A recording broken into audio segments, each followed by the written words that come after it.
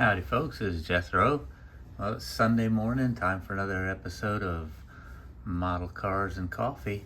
I want to again thank Paul for coming up with the idea and promoting this, and it's really took off and a lot of cool stuff going on this. I'm enjoying watching everybody's videos. I'm enjoying what I'm doing, going through all of the cars that I've owned. So today is a number 5, 6, counting the other truck that I don't have a model of. Car number 6, I guess. And this was probably mid 80s when I got this car. But anyway, this is the model of it. I'm gonna get I got some pictures of the actual car like I usually try to do. So I'm gonna go ahead and bring those up right now and show you what the actual car looked like. And then we'll talk about the model car.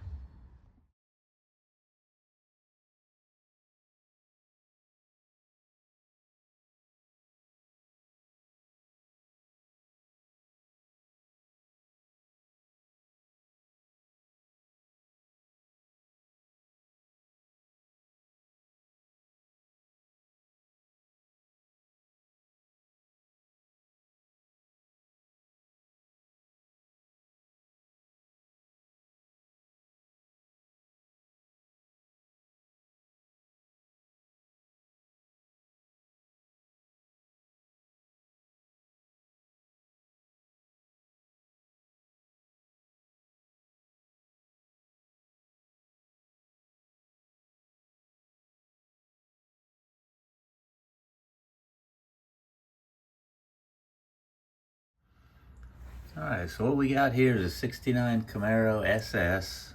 Mine was not an SS, it was a Rally Sport RS. But I did find an SS hood, so I had an SS hood on there. So it's fairly close to what I had. This was actually built as what I would have liked it to look like when I finished it, which I never really did.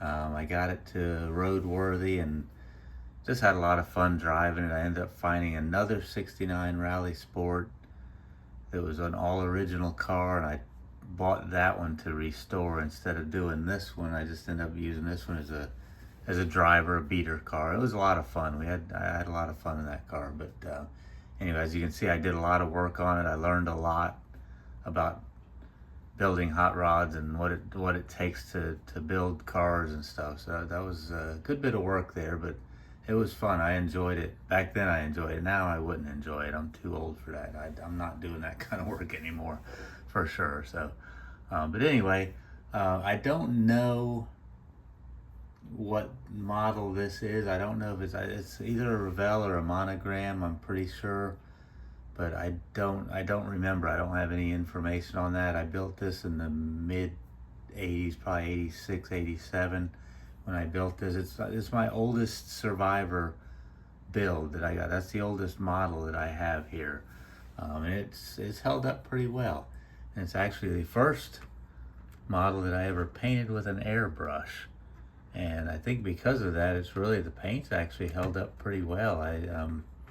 All I did was had a lot of dust on it. I just wiped it down with a wet towel and put a little bit of the old Meguiar's cleaner wax on there and cleaned her up that way, and come out pretty good. It actually looks still holding up pretty good. I had to put the rear bumper back on it, and the front wheels they don't have metal axles. They had plastic little stubs, and they were broken off, so I had to pin those and put them back on. But really, that's like I say, I built that one up. The other car that I bought, it kind of camped out in 2 different body shops over the next few years, and I couldn't get anybody to.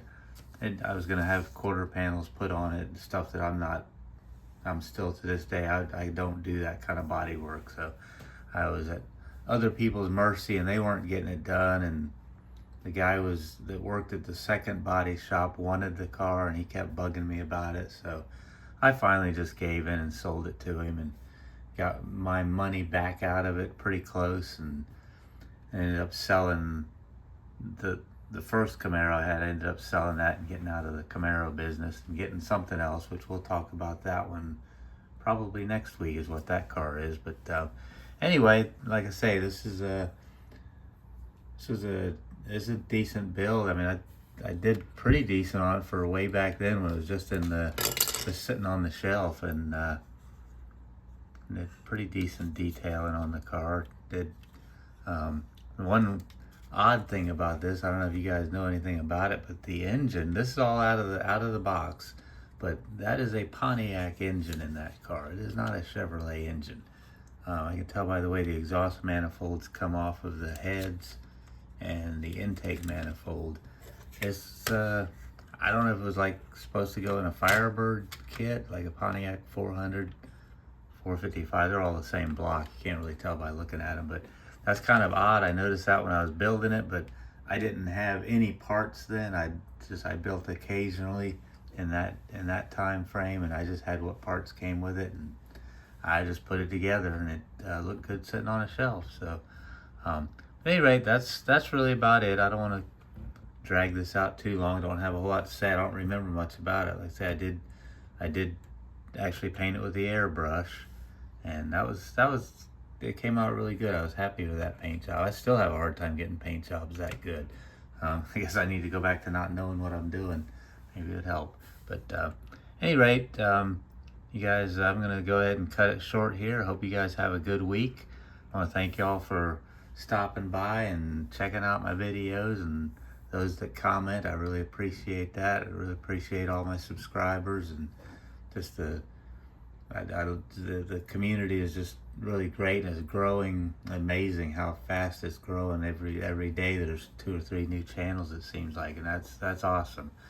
Sometimes it's hard to keep up with all of them, but we're trying and enjoying it. It's good to see the hobby progressing like that. So anyway, I hope you all have a good week. My coffee mug of the week is that's a shop I worked at.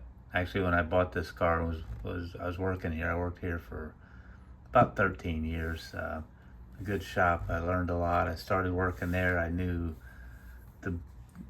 the general idea of mechanics, but I really didn't know much about it. And the guy that owned that shop was a really good mechanic. I learned a lot under him, so gave me a good base for going where I'm at today. So but anyway, that's kind of the story behind that one. That's just a little history there. That's an old mug too. I've had that around for a long time. I had 2 of them, and one of them broke, so I'm being careful with that one. But anyway, that's about it for me here. Hope y'all are doing well. Hope you have a good week, and we will catch you on the next one. This is Jethro, over and out.